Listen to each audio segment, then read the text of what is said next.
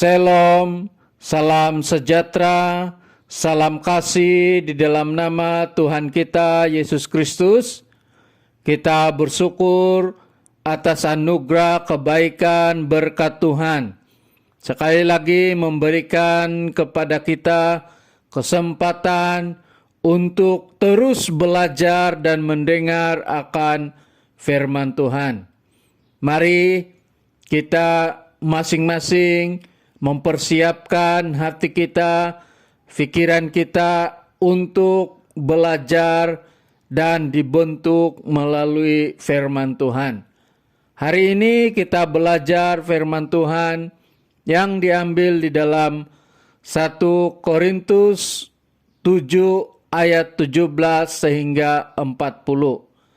Sekali lagi 1 Korintus 7 ayat 17 sehingga 40. Tetapi saya hanya membaca ayat yang ke-35. Begini bunyi firman Tuhan dalam terjemahan bahasa Malaysia. Semuanya ini kukatakan untuk kepentingan kamu sendiri, bukan untuk menghalang-halangi kamu dalam kebebasan kamu, tetapi sebaliknya, supaya kamu melakukan apa yang benar dan baik dan melayani Tuhan tanpa gangguan. Demikian pembacaan firman Tuhan. Saudara yang dikasihi oleh Tuhan, kita masih lagi belajar tema mengenai kebebasan, dan subtema kita pada minggu ini, nikmati kebebasan melayani Tuhan. Saudara yang dikasihi oleh Tuhan, di dalam Yesus Kristus kita semua ada kebebasan untuk melayani Tuhan sesuai dengan firman Tuhan. Firman Tuhan dalam Yohanes 20 ayat 21, Yesus berkata kepada murid-muridnya, sebagaimana Bapa mengutus aku, demikian juga aku mengutus kamu. Kata Yesus kepada murid-muridnya. Yesus mengutus murid-muridnya untuk melayani Tuhan. Ini bermaksud Yesus memberikan kebebasan kepada murid-muridnya mengisytiharkan kerajaan Allah. Saudara yang dikasihi oleh Tuhan, subtema kita nikmati kebebasan melayani Tuhan. Sebab itu melalui subtema ini kita belajar, yaitu yang pertama, nikmati kebebasan melayani Tuhan. Sama ada bersunat atau tidak bersunat.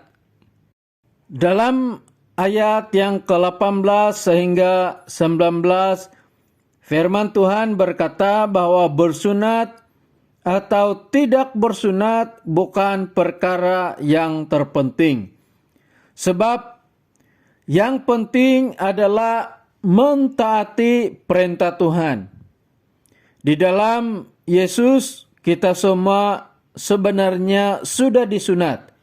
Bukan disunat melalui tangan manusia, tetapi melalui sunat Kristus yang sudah membuang segala keinginan nafsu dunia yang tidak baik.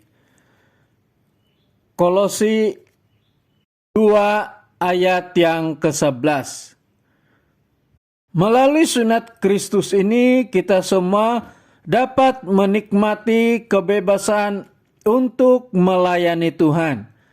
Kita tidak lagi diikat oleh dosa yang menghalang kebebasan kita untuk melayani Tuhan.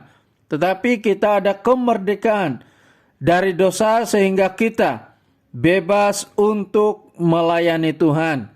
Dan ini mendorong dan mengingatkan khususnya gereja supaya memberikan kebebasan kepada anak-anak Tuhan untuk melayani Tuhan sesuai dengan panggilan masing-masing. Sebagai contoh, kita tidak boleh berkata mengangkat tangan ketika ibadah itu salah. Tetapi kita terus mendorong mereka untuk menyembah Tuhan, beribadah, meninggikan nama Tuhan sesuai dengan firman Tuhan. Kita ada kebebasan untuk melayani Tuhan sesuai dengan pimpinan Roh Kudus dan sesuai dengan firman Tuhan, dan bukan mengikut kehendak dan peraturan manusia. Yang kedua, kita belajar nikmati kebebasan melayani Tuhan samada orang merdeka atau hamba. Saudara yang dikasihi Tuhan, kita tahu bahwa jemaat Korintus ini terdiri daripada orang yang kaya, orang yang miskin, orang Yahudi, orang bukan Yahudi, hamba, dan juga orang merdeka. Dan kita tahu pada zaman Romawi, menjadi hamba itu sesuatu yang biasa. Dan menjadi pengikut Yesus Kristus bukan satu tiket untuk jemaat mendapat kebebasan secara jasmani. Sebab itulah firman Tuhan di dalam perikop ini ayat 20 sampai 23 mendorong supaya terus hidup dalam keadaan pada waktu dipanggil oleh Tuhan. Jika pada waktu dipanggil Tuhan sebagai seorang hamba, tidak menjadi masalah untuk tetap hidup sebagai seorang hamba. Tetapi kalau ada kesempatan untuk bebas, maka pergunakanlah kesempatan itu. Sebab di mata Tuhan, kita semua adalah orang-orang yang merdeka atau orang-orang yang bebas. Dalam masa yang sama, kita semua adalah hamba-hamba Kristus. Siapapun kita, apapun status kita, kita sama di mata Tuhan. Kita semua orang yang bebas dari dosa. Tetapi di dalam Yesus, kita hamba Yesus Kristus. Saudara yang dikasihi oleh Tuhan, di dalam Yesus Kristus, semada kita orang yang bijak atau kurang bijak, orang yang berpendidikan atau kurang, atau bangsa apapun, kita merupakan hamba Yesus Kristus yang terus melayani Tuhan sesuai dengan panggilan Tuhan yang sudah memberikan kebebasan kepada kita untuk melayani Dia. Yang ketiga, kita belajar nikmati kebebasan melayani Tuhan, sama ada berkawin atau membujang. Saudara yang dikasihi Tuhan, memandangkan terjadi darurat atau kesusahan, di mana mungkin kesusahan ini berarti kebuluran yang melanda Korintus pada tahun 51 Masehi. Maka Paulus memikirkan tentang kedatangan Tuhan Yesus kali kedua. Sebab itu Paulus mendorong supaya yang bujang tidak berkawin dan tetap membujang, dan yang sudah berkawin tetap dalam keadaan berkawin dan tidak perlu bercerai. Tetapi Paulus juga mendorong kalau seseorang itu berkawin, maka itu bukan sesuatu yang dosa.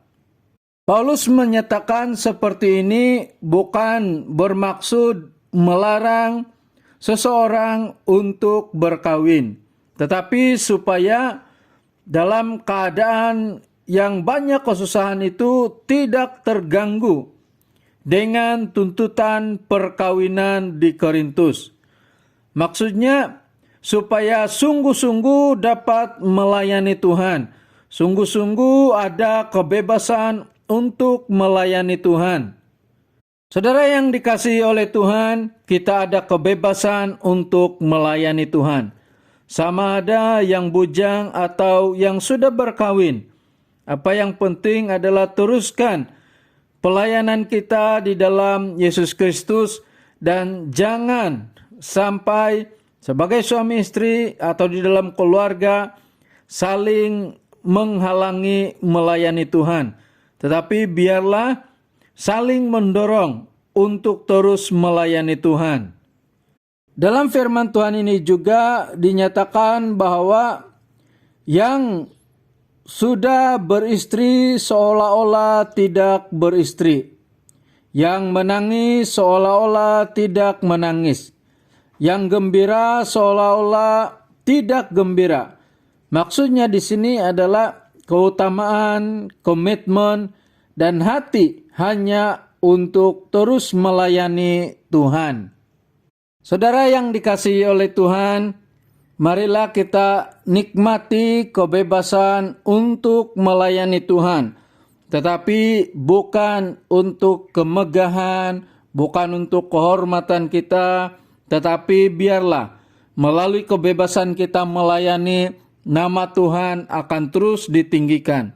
Marilah sebagai anak-anak Tuhan, sebagai jemaat Tuhan, terus menikmati kebebasan melayani Tuhan dan melayani Tuhan dengan bersungguh-sungguh bagi kemuliaan nama Tuhan.